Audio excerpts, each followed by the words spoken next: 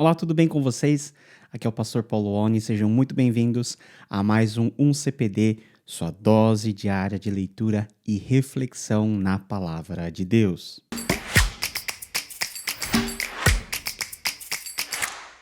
A nossa leitura de hoje está aí na continuação do profeta Daniel, agora no capítulo 10, que na nova versão internacional diz assim: No terceiro ano de Ciro, rei da Pérsia, Daniel, chamado Beltesazar, recebeu uma revelação. A mensagem era verdadeira e falava de uma grande guerra.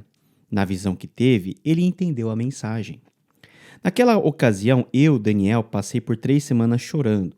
Não comi nada saboroso, carne e vinho nem provei, e não usei nenhuma essência aromática até se passarem as 3 semanas.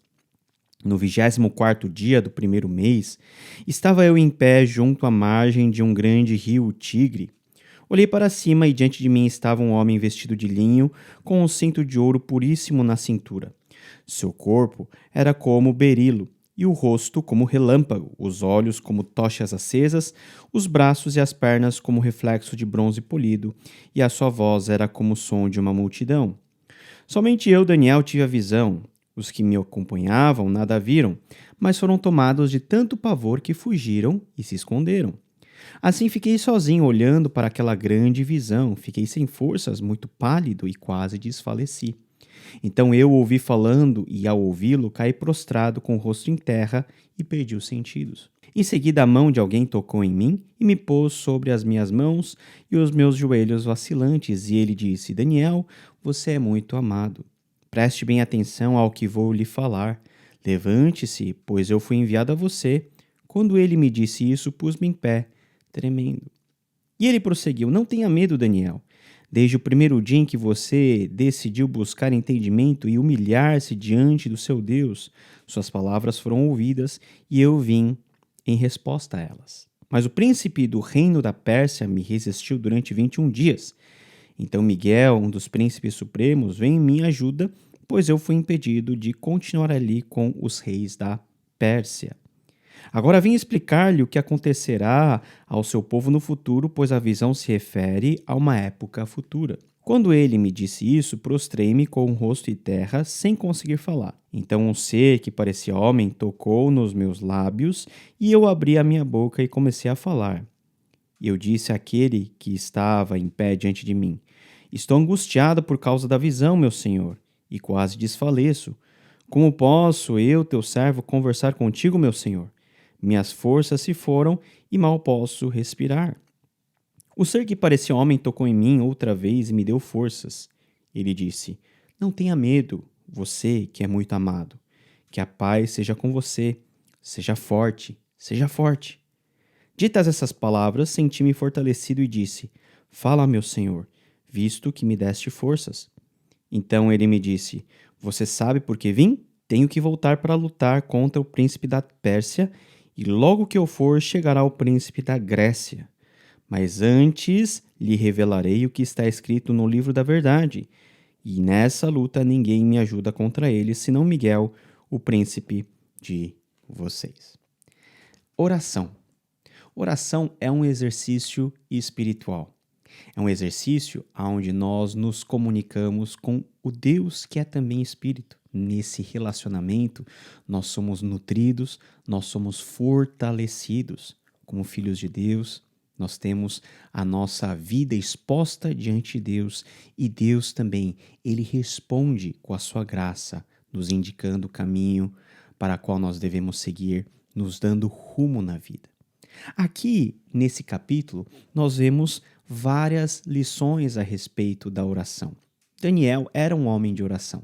Nós vimos nos relatos passados que diariamente Daniel orava 3 vezes em direção a Jerusalém, e isso era um costume na sua vida. Mas nesse período apareceu uma figura angelical para falar com Daniel e para revelar a Daniel verdades espirituais relacionadas à sua própria história e à história do seu povo. Quando nós vamos orar e quando nós vamos entender um contexto maior daquilo que está acontecendo nas nossas vidas, nós não podemos ser enganados a pensar que aquilo que nós estamos vendo é o todo e é o tudo. por trás de toda essa realidade material, por trás daquilo que eu posso efetivamente ouvir, ver, tocar, nós temos um mundo espiritual. E a oração é justamente onde o mundo espiritual ele se move. Lógico, nós estamos aqui no contexto do capítulo 10 falando de uma visão apocalíptica, uma visão aonde Deus revela a sua vontade ao seu profeta, muito amado, veja que essa expressão ocorre 2 vezes aqui, e uma visão mediada por seres angelicais, visão esta relacionada com o futuro, para revelar qual que era o propósito do Senhor em relação a esse povo que, no momento, estava vivendo uma situação complicada, no exílio, mas agora um futuro relacionado a como esse povo seria restaurado, como os inimigos do Senhor seriam derrotados e como, lá para frente, Yahweh, ele estabeleceria o seu domínio completo sobre todas as coisas. E nós vemos aqui que quando Daniel se dispôs a orar, forças espirituais agiram. Uma força espiritual, que é a força da parte de Deus, trazendo a resposta que já havia sido dada por Deus no instante em que Daniel havia orado, e outra força que são as forças em oposição ao poder de Deus, que é as forças malignas, aqui expressas pela terminologia do príncipe da Pérsia, ou seja, daquela força que está de alguma maneira sendo representada pela figura da Pérsia, que mais tarde vai se transformar na figura da própria Grécia. Então há esse conflito entre as forças de Deus e as forças do mal. O Novo Testamento, mais para frente, vai deixar claro que nós estamos falando de um conflito espiritual relacionado com Deus e também com Satanás. Deus e os seus servos, os seus anjos, Satanás e os seus demônios. Isso vai ficar muito claro, por exemplo, naquilo que Paulo diz lá em Efésios capítulo 6. É, de fato, uma batalha espiritual. E a grande pergunta para nós é o seguinte: como que nós lutamos essa guerra espiritual, onde nós temos fatores que fogem à nossa vista. Nós não conseguimos ver os espíritos malignos, nós não conseguimos ver os anjos do Senhor agindo. Essa dinâmica ela faz parte da nossa vida espiritual. E pelo menos o texto nos indica para algumas coisas que nós devemos pensar com cuidado. Em primeiro lugar, a nossa vida de oração é um exercício espiritual e é por meio dessa vida de oração que nós participamos dessa batalha espiritual, nos aliando ao exército do Senhor. Veja que Daniel era uma pessoa muito amada por Deus, muito favorecida. Deus tinha Daniel em alta estima. Não era porque Daniel era um bom governante, não. Era porque Daniel, ele tinha uma vida constante de relacionamento com Deus. E relacionamento com Deus é um fator determinante para que nós possamos vencer as batalhas espirituais da nossa rotina. Outra coisa é a constância na oração. Daniel se dispôs a orar constantemente, mesmo que as respostas demorassem a chegar, Daniel não desistiu. Daniel nem sabia da realidade espiritual que estava acontecendo, que foi revelada por esse ser angelical, desses 21 dias aonde, o anjo do Senhor estava tendo algum tipo de conflito com o príncipe da Pérsia para trazer-lhe a resposta. Independente disso, Daniel se pôs a continuamente, sem cessar, orar. E quando Daniel fez isso, ele também participou dessa batalha espiritual. A terceira coisa, um fato muito interessante, é que Daniel, ele, ao entrar em contato com essas revelações extraordinárias da parte de Deus, ele se sentiu muito mal. Ele ficou prostrado por vários dias.